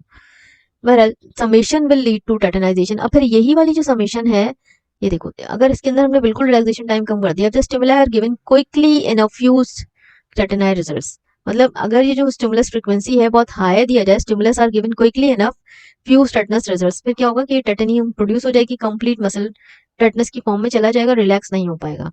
ठीक है। अच्छा यहाँ पे एक और डिफरेंस है कि देखो यहाँ पे जब ये कॉन्ट्रैक्शन की फेज में जा रहा है, तो जैसे ही हम इसको छोड़ेंगे, स्टिमुलस देना बंद करेंगे इस पॉइंट पे आके, ये फौरन रिलैक्स हो जाएगा। इसका मतलब ये हुआ कि मसल फटीग नहीं हुआ। ठीक है। हमारे पास यहाँ पे मेरे ख्याल में मोस्ट ऑफ द टाइम हम इसको 50 फ्रीक्वेंसी देते होंगे, ठीक है, लेकिन हमने फटीग में कितनी दी थी, 1750, 1750 हमने फटीग में दी थी, और टेटनस में ऑलमोस्ट 50 तक हम दे देते हैं। तो इतना बड़ा फर्क है। तो टेटनस के बाद मसल रिलैक्स हो जाएगा, फटीग के बाद मसल फटीग रहेगा। देखो ये फर्क है। ठीक है। तो इस रिकॉर्ड को, इसमें लाइन बन जाती है सीधी, इसको आइडेंटिफाई कैसे करोगे, this is the recording of tetanization. ठीक है। और अगर इस तरह का कोई जिसमें हाफ डन है, तो ये हम कहेंगे समेशन है। वैसे तो मैंने तुम लोग को मार्क करवाया था कि किस तरह के ग्राफ्स एग्जाम में आते हैं।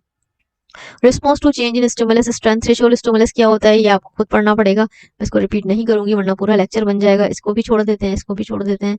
मसल ट्विच मैंने अच्छे से पढ़ा दिया है, ऑल और नन रिस्पॉन्स पे भी क्वेश्चन बनता है, ये भी मैंने आपको बता दिया, ये सारी चीजें भी मैंने बता दी हैं। इसके अंदर सबसे इंपॉर्टेंट बस बेनिफिशियल इफेक्ट है, बाकी का कोई मसला नहीं है। फैक्टर्स अफेक्टिंग दी कॉन्ट्रैक्शन में स्ट्रेंथ ऑफ स्टिमुलाई है, ठीक है, इफेक्ट ऑफ मल्टीपल स्टिमुलाई है, और इफेक्ट ऑफ टेम्परेचर है। ठीक हो गया। आगे बढ़ते हैं। ये सिंपल मसल ट्विच है, ये समेशन है, इसके अंदर 2 ट्विचेस एड अप हो गई और दूसरे के पास एक बेनिफिशियल इफेक्ट आ गया because of excessive amount of calcium which remain in the muscle. ठीक है, इसकी रीजन यहाँ पे आपकी प्रेजेंटेशन के अंदर जो मैंने आपको दी है उसके अंदर मौजूद होगी। फिर आगे बढ़ते हैं।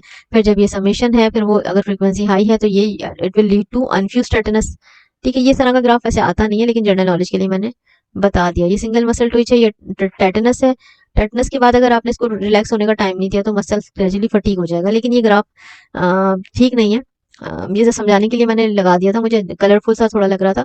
लेकिन इस फटीग का ग्राफ आपको याद होगा। फटीग का ग्राफ जो है, अच्छा ग्राफ्स को फॉलो कैसे करना है, देखो सिंपल मसल ट्विच का ग्राफ तो समझ आ गया होगा, मैं ऐसे दिखा देती हूँ। ये है प्रैक्टिकल जर्नल हमारा, ठीक है। ये किसका है, ये है सिंपल मसल ट्विच का। समेशन के लिए बेटा मैंने आप लोगों को कहा था, याद रखना, ठीक है। याद है ये मैंने कहा था कि जो है ये ट्विचेस सेपरेट हैं, फिर वो करीब होती थी।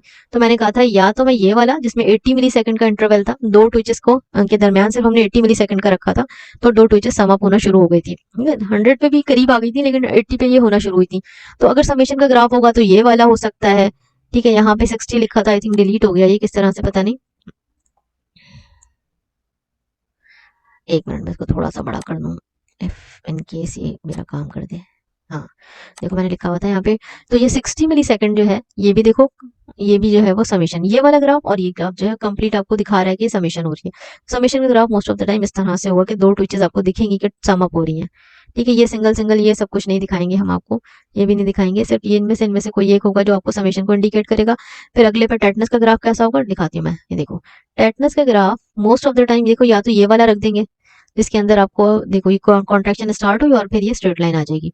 ये नहीं तो फिर मोस्ट ऑफ द टाइम ये वाला होता है कि 20 मिली सेकेंड के इंटरवल पे अगर आप कंटिन्यूअसली मसल को स्टिमुलस देते रहेंगे 50 दफा, यहाँ पे मैंने लिखा होगा, मुझे खुद याद नहीं कितनी दफा हमने दिया था इसको स्टिमुलस, 60 टाइम्स, हाँ 60 टाइम्स हमने इसको स्टिमुलस दिया था, तो ये मसल टेटनाइज्ड हो गया था। लेकिन जब हमने इसको रिलैक्स होने का टाइम दिया तो ये रिलैक्स भी हो गया, क्योंकि ये मसल अभी फटीग हुआ नहीं है।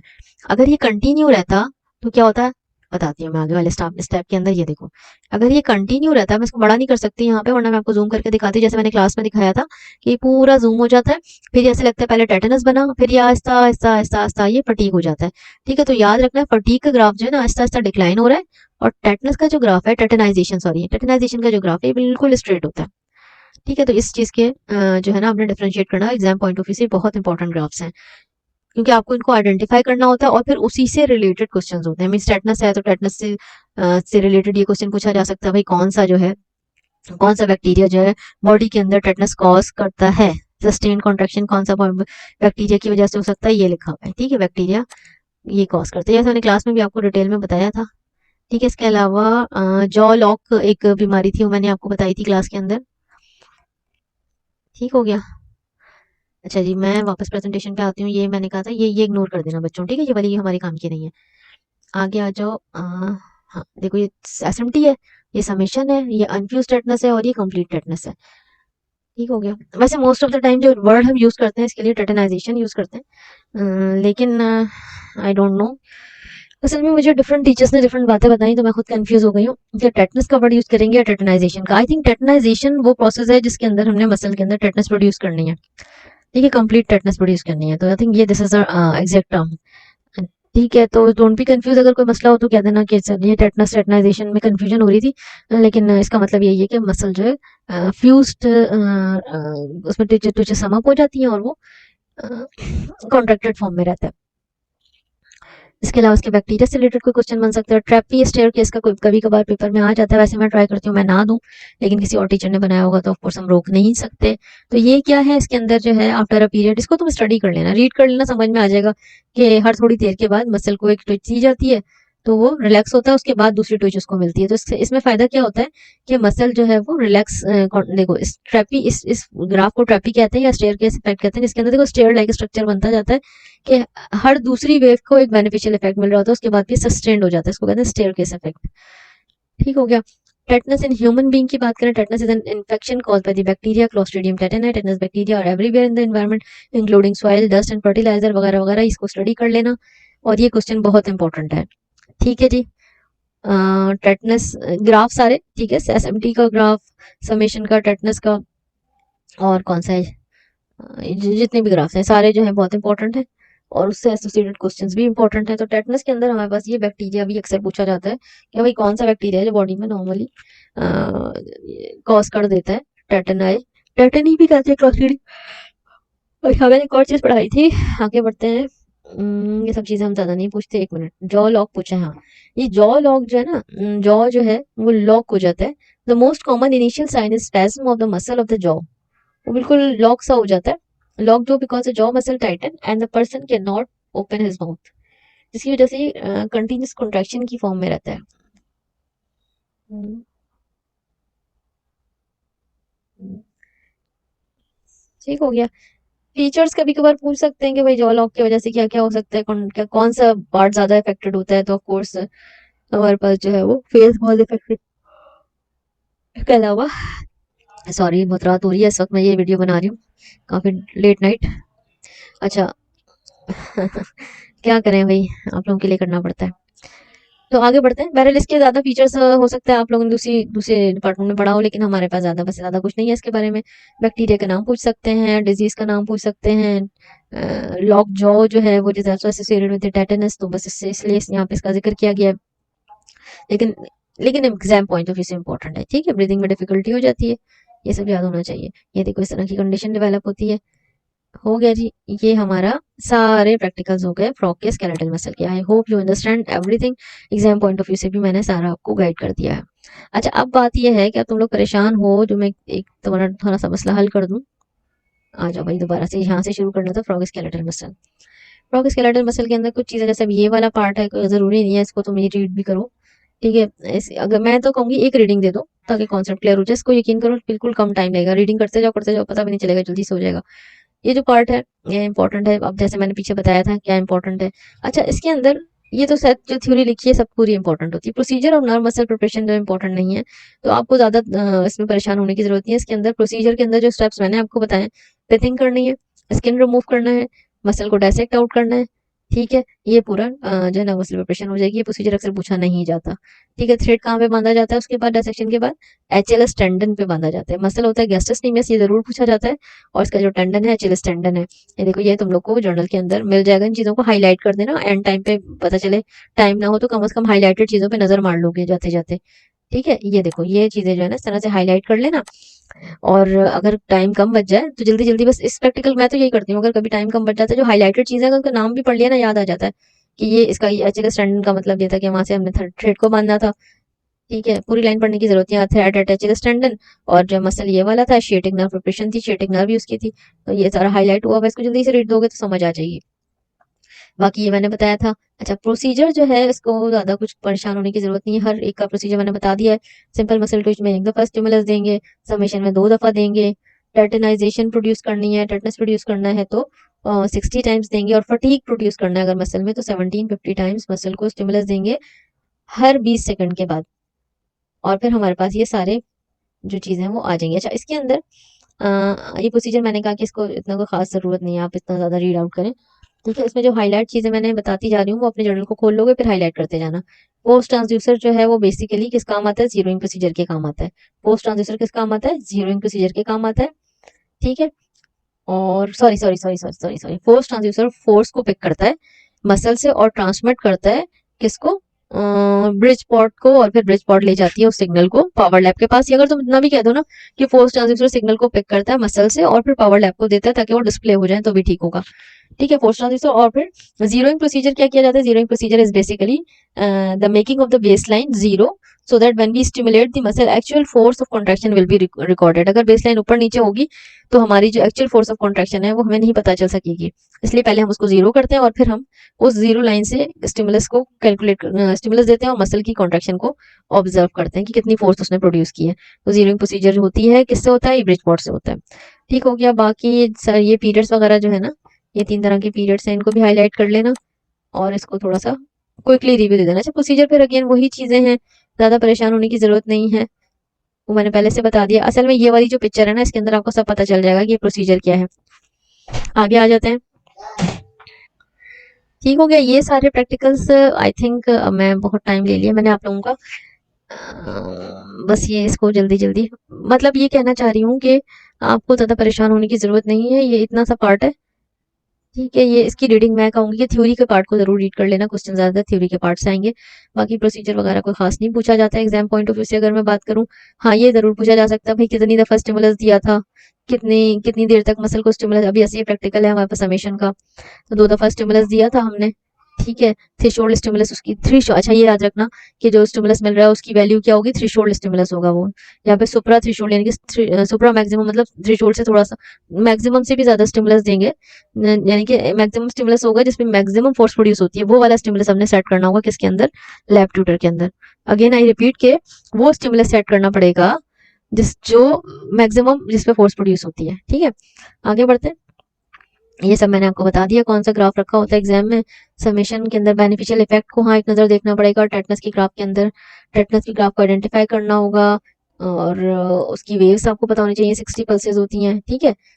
और 1250 मिली सेकेंड तक इसको स्टिमुलस मिलता रहेगा, और कौन सा बैक्टीरिया कॉज कर रहा है, ठीक है, मसल कौन सा ग्राफ एग्जाम में रखा जाता है, ये सब हो जाएगा। उसके बाद और आगे बढ़ते हैं, फटीग का प्रैक्टिकल है ये। फटीग के प्रैक्टिकल के अंदर बताती हूँ मैं भी। इंटरवल हर पल्स के दरमियान 20 मिली सेकेंड का होगा, नंबर ऑफ पल्सेस 1750 हो जाएंगी, ठीक हो गया।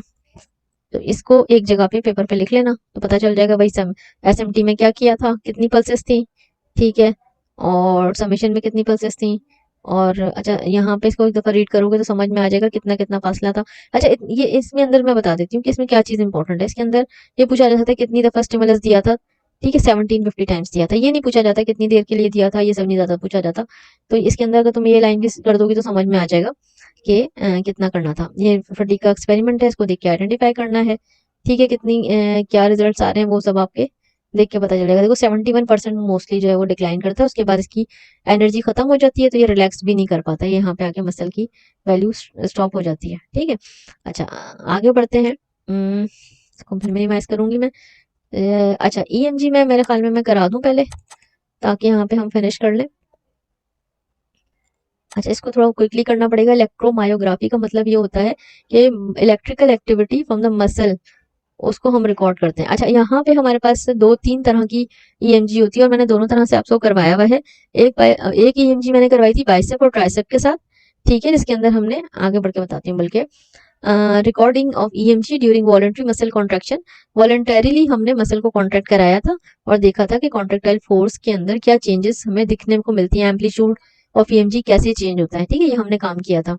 और एंटागोनिस्टिक एक्टिविटी भी चेक की थी मसल्स की। आगे बढ़ते हैं। अच्छा ये तो जनरली आपको पता ही होगा, ये थ्योरी से आप पढ़ के आएंगे एक्शन पोटेंशियल क्या होता है, बिकॉज ये ट्रांसमिशन में हेल्प करेगी। मोटर यूनिट के बारे में हाँ मोटर यूनिट की डेफिनेशन आती है।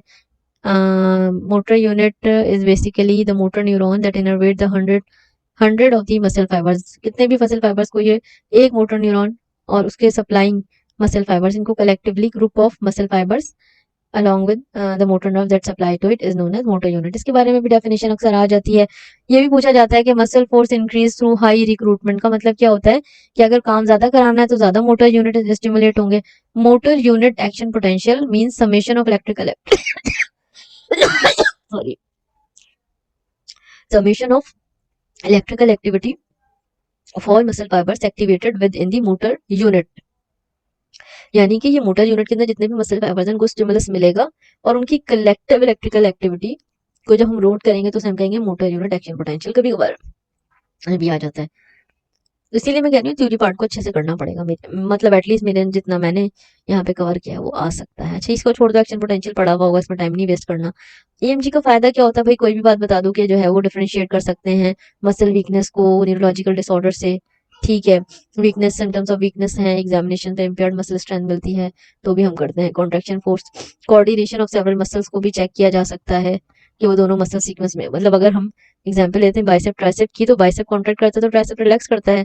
अगर ऐसा नहीं होता है तो हमें इंडिकेट करेगा देयर में भी सम प्रॉब्लम, ठीक है। अगर कभी कभार मसल मशीन इतनी सेंसिटिव नहीं होती, जैसे अगर बाइसेप कॉन्ट्रैक्ट कर रहा है, बहुत ज्यादा लोड पड़ रहा है, तो ट्राइसेप भी थोड़ा थोड़ा कॉन्ट्रैक्ट कर जाता है, बिकॉज उस पर भी लोड चला जाता है। तो इसका मतलब ये नहीं है कि उस वक्त वो ट्राइसेप जो है वो कॉन्ट्रैक्ट कर रहा है, लेकिन थोड़ा सा उस पर प्रेशर पड़ता है, इसलिए हमारे पास ईएमजी वेव्स आ जाती हैं।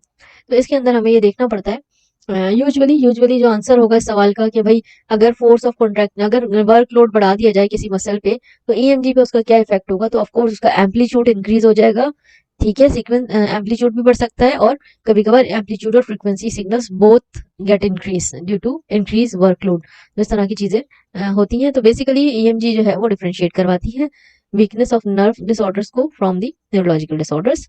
ठीक है, बाकी आप लोग रीड कर लीजिएगा, समझ आ जाएगी। ये वाली स्लाइड भी बहुत इंपॉर्टेंट है भाई। Recording of muscle action potential यानी कि motor unit action potential is called electromyography. Recording का जो तरीकेकार होता है उसको इलेक्ट्रोमायोग्राफी कहते हैं। जो रिकॉर्ड मिलता है इलेक्ट्रोमायोग्राम कहते हैं, और जो मशीन है ना, याद रखना, इलेक्ट्रोमायोग्राफ कहलाती है वो। आगे बढ़ते हैं। हम्म, अच्छा अच्छा बच्चों, मोस्ट ऑफ द टाइम ये वाली पिक्चर रखी नहीं जाती एग्जाम में, ज्यादातर नहीं रखी जाती क्योंकि ये ईएमजी है। अच्छा देखो, मैंने क्लास में बताया था ना ईएमजी की बहुत सी टाइप्स होती है, ये सिंपल ईएमजी है। ठीक है, ईएमजी जो है वॉलंटरी मसल कॉन्ट्रैक्शन कराई हमने बाइसेप और ट्राइसेप की। देखो ये तो रॉ ये ईएमजी है। अब यहाँ पे मेरे ख्याल में सिर्फ बाइसेप को ही शो कर रहा है, ये ट्राइसेप को शो नहीं कर रहा। तो अब जैसे ही ये हाथ हम टर्न करेंगे तो मसल कॉन्ट्रैक्ट करेगा बाइसेप मसल। तो ये देखो ये फोर्स प्रोड्यूस होगी, और जोर से करेंगे करते जाएंगे तो ये और ज्यादा फोर्स प्रोड्यूस होगी। इसका मतलब ये एएमजी सिग्नल्स जो है इसकी हाइट इंक्रीज होती चली जाएगी। ठीक है, आगे आ जाओ। बाइपोलर इलेक्ट्रोड्स जो हैं, fine wire needle and surface electrode. Surface electrode जो है ऊपर लगाए जाते हैं, जैसे ये लगे हुए।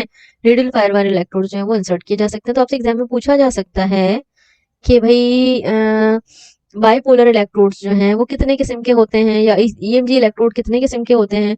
तो आपको पता होना चाहिए कि फाइन वायर नीडल और सरफेस इलेक्ट्रोड होते हैं, लेकिन हम अपनी लैब में क्या यूज करते हैं, हम अपनी लैब में सरफेस इलेक्ट्रोड यूज करते हैं खाली। ठीक है, तो ये इंपॉर्टेंट पार्ट है। फिर आगे बढ़ो। प्लेसमेंट क्या होनी चाहिए, ये पूछा जा सकता है, इसको रीड कर लेना, कभी आता है कभी नहीं, लेकिन ये जरूर इंपॉर्टेंट है। बाइपोलर इलेक्ट्रोड्स की जो टाइप्स है ना, ये इंपॉर्टेंट क्वेश्चन है। ठीक है, ये इसकी तस्वीरें लगी हुई हैं। क्या इन्फ्लुएंसिंग करती हैं फैक्टर्स फिजियोलॉजिकल, हाँ ये क्वेश्चन कभी आ जाता है कि what physiological factors influence the signals of the EMG. तो दैट्स द ब्लड फ्लो और टेम्परेचर ऑफ द मसल, जहां से हमने रिकॉर्डिंग ले रहे हैं। Type and level of contraction, किस किस्म की कॉन्ट्रैक्शन का लेवल है ना। Muscle fibre conduction velocity, number of motor units, degree of motor unit synchronisation. ये सारे फैक्टर्स हो सकते हैं और दूसरे फैक्टर्स भी हो सकते हैं, लेकिन आई थिंक ये जो फिजियोलॉजिकल फैक्टर्स वाला है इसमें से क्वेश्चन कभी कभार आ सकता है। अगर आपने 2 पॉइंट भी बता दिए ना तो आपका नंबर मिल जाएगा। जरूरी नहीं है आप 5 पॉइंट लिखें तो 500 के नंबर लें, 2 नंबर भी बहुत, 2 नंबर का क्वेश्चन होगा तो 2 नंबर आपको मिल जाएंगे। अच्छा याद रखना बच्चों, देखो ये वाला जो ग्राफ है ये ईएमजी का ग्राफ है, जिसमें हाइट इंक्रीज हो रही है बिकॉज ऑफ बाइसेप कॉन्ट्रैक्शन। ठीक है, या ये इवोक टीएमजी नहीं है।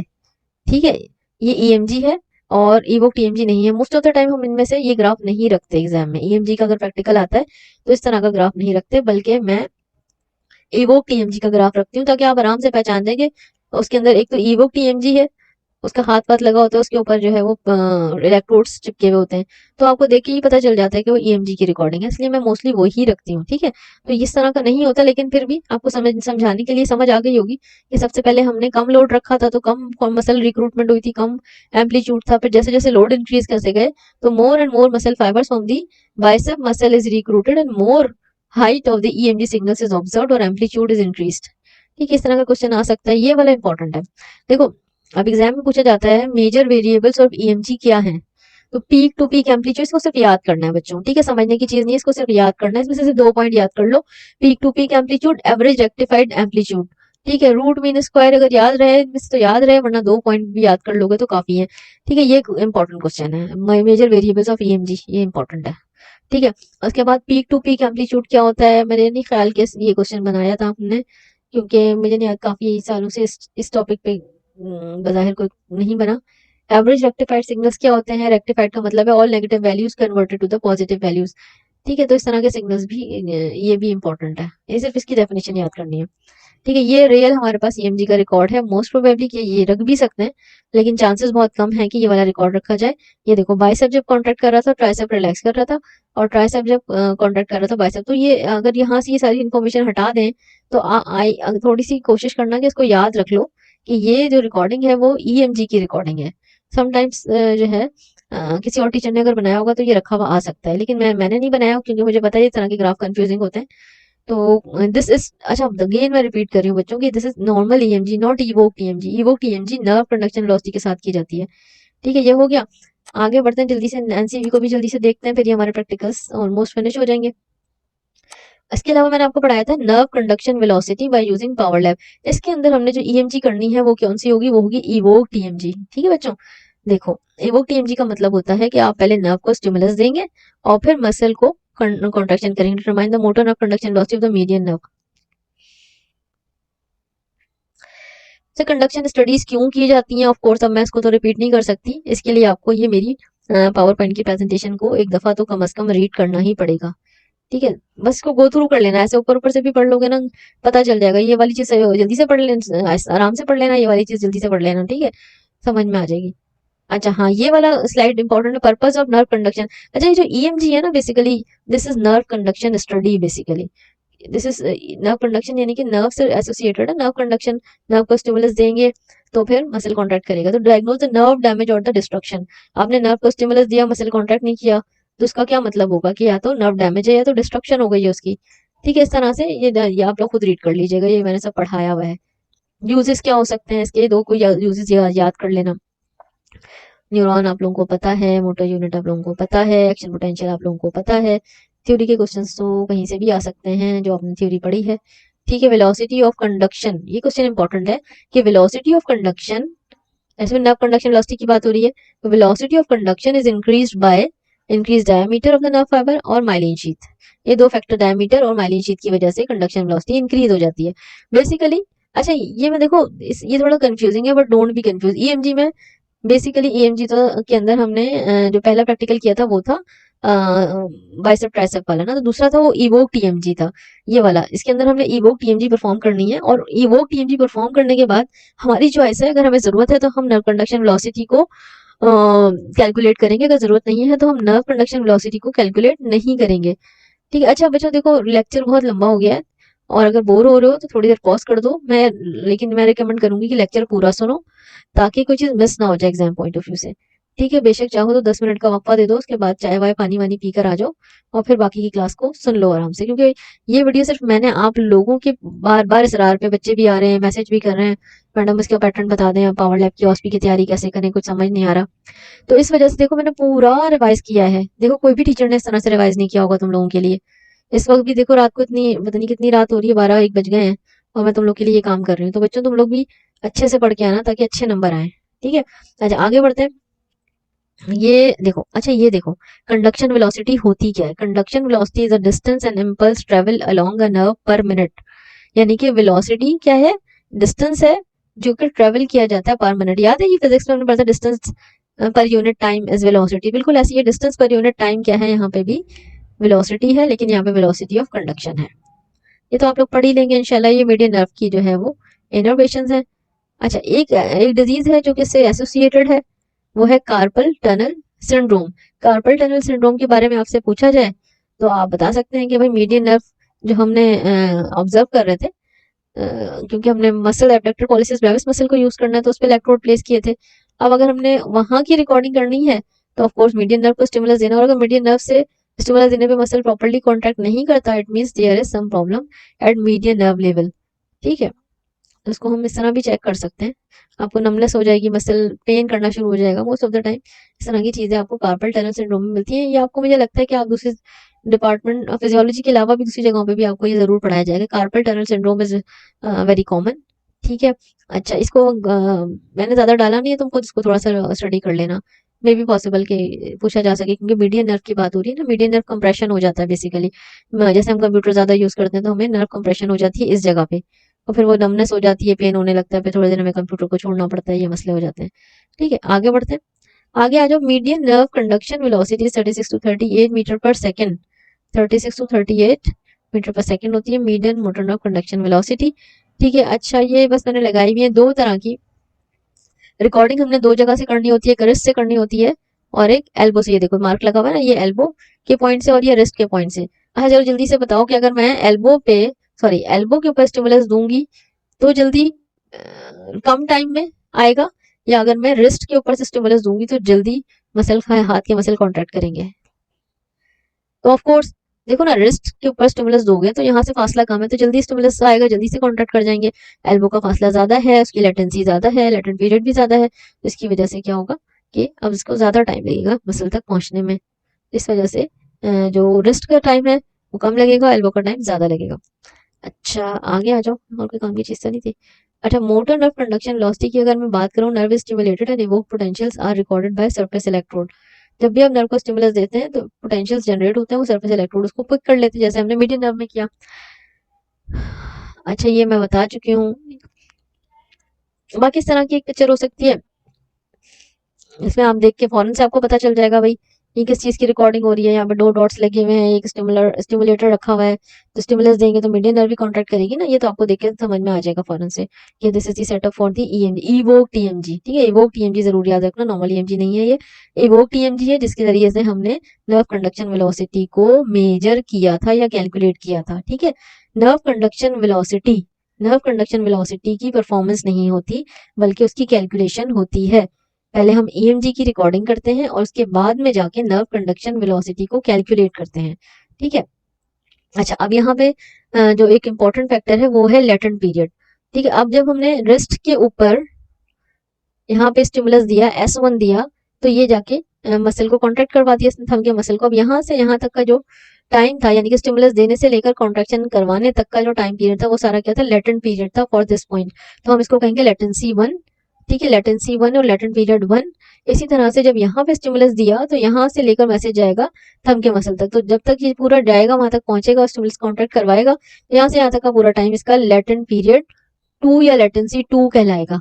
तो हमने क्या करना होता है फॉर्मूले के अंदर, लेटेंसी 2 में से लेटेंसी 1 को माइनस करते हैं। 2 आपको पता होगा, ठीक है, ये 2 कहाँ पर है, क्योंकि जहां पे स्टिमुलस 2 दिया था, जाहिर सी बात है लेटेंट पीरियड 2 वही है, और वो क्या है, वो है एल्बो लेटेंसी। ठीक है, एल्बो लेटेंसी है, और 1 क्या है, लेटेंट पीरियड 1 क्या है, ये है रिस्ट लेटेंसी। ये इंपॉर्टेंट क्वेश्चन है, एग्जाम में आया जाता है कि एनसीवी का फॉर्मूला बता दें, आपने इलेक्ट्रोड कितनी जगह पे रखे थे, ठीक है, लेटेंसी कितनी तरह की होती है, इस तरह की चीजें एग्जाम में पूछी जाती है।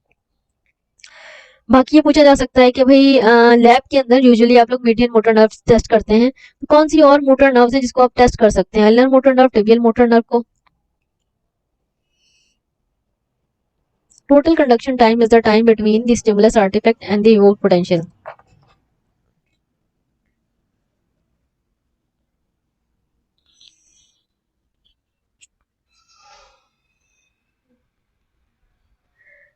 ठीक है, ये आप लोग स्टडी कर लीजिएगा, एनसीबी को थोड़ा सा पूछा जा सकता है, आसान है, बहुत आसान है।